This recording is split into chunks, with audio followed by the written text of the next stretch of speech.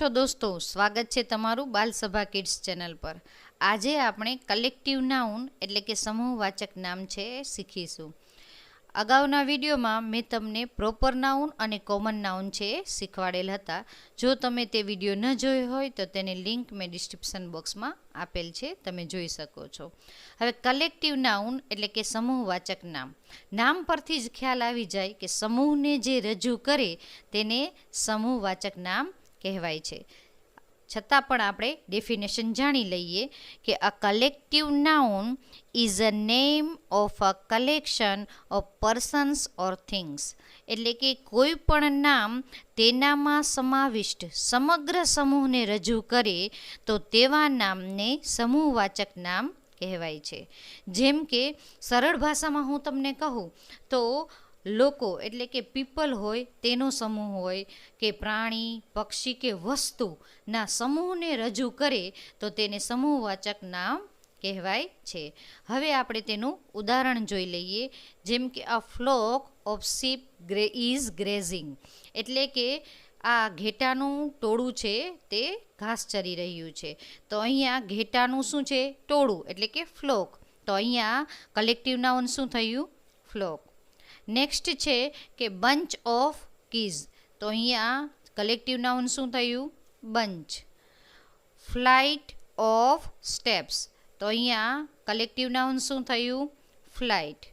Troupe of soldiers, તો અહીંયા collective noun શું થયું? ટ્રૂપ। એવી જ રીતે કે ગેંગ ઓફ રબીશ, તો કલેક્ટિવ નાઉન શું થયું? ગેંગ। પછી છે કે બેબી ઓફ ગર્લ્સ, તો કલેક્ટિવ નાઉન શું થયું? બેબી। આ રીતે કલેક્ટિવ નાઉન છે તે દરેક સમૂહ માટે અલગ અલગ કલેક્ટિવ નાઉન છે એ વપરાય છે। તમે શોધી અને તેની પ્રેક્ટિસ કરજો તમારી બુકમાંથી, જેથી કરીને તમને કલેક્ટિવ નાઉન યાદ રહી જાય અથવા તો આવડી જાય। હવે કલેક્ટિવ નાઉન છે તેમાં એ અને એન આર્ટિકલ વપરાય છે તે યાદ રાખવું, અને ક્રિયાપદ છે તે કેવી રીતે વપરાય છે તે આપણે ઉદાહરણ દ્વારા સમજી લઈએ। અહીંયા આ એક ઉદાહરણ છે, જેમ કે the jury was one in its opinion, એટલે કે પંચ તેના અભિપ્રાયમાં એક હતો। હવે આ પંચ છે તે બધા પંચનો અભિપ્રાય કેવો હતો? એક હતો, એટલે કે પંચ છે તેના અભિપ્રાયમાં એકમત હતા। તો અહીંયા અભિપ્રાય એકમત આવ્યો, તો અહીંયા જે ક્રિયાપદ છે એ વોઝ આવશે।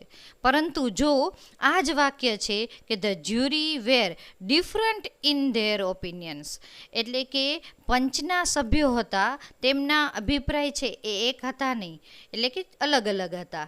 તો જ્યારે પંચના સભ્યોના અભિપ્રાય અલગ અલગ ન હતા, એટલે કે એક ઝુંડમાંથી બધાના અભિપ્રાય અલગ અલગ નીકળ્યા, તો અહીંયા છે એ ક્રિયાપદ એટલે કે વર્બ શું આવશે?